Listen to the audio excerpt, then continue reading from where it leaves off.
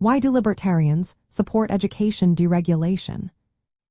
Imagine a world where parents have the power to choose the best education for their children without government restrictions. That's what many libertarians envision when they talk about education deregulation. They believe that government involvement in education often causes more harm than good. When the government controls schools, it can lead to inefficiency, limited choices, and even the promotion of specific political ideas. Libertarians see education as a personal matter, something that should be decided by families, not by bureaucrats.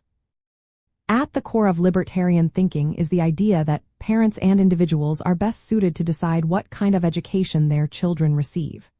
When government sets strict rules, like mandatory curricula or teacher certification requirements, it can block innovative or alternative teaching methods. Deregulation opens the door for private schools, homeschooling, and new learning models to flourish. This gives families more options and allows them to pick what aligns with their values and their children's needs. Libertarians also argue that competition among schools improves quality. When schools have to attract students, they have a strong incentive to do better.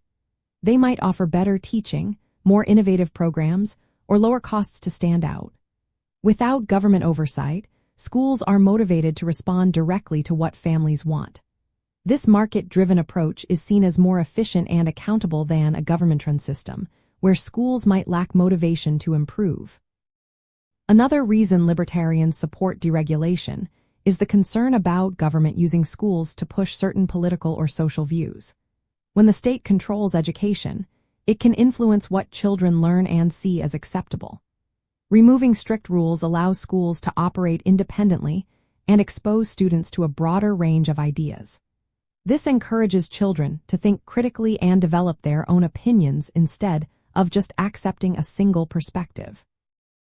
Deregulation also means cutting back on rules like compulsory attendance laws, teacher licensing, and standardized testing. Libertarians see these as barriers that prevent new educational ideas from emerging. When these rules are loosened or removed, it becomes easier to try out different teaching methods, like online learning or specialized programs.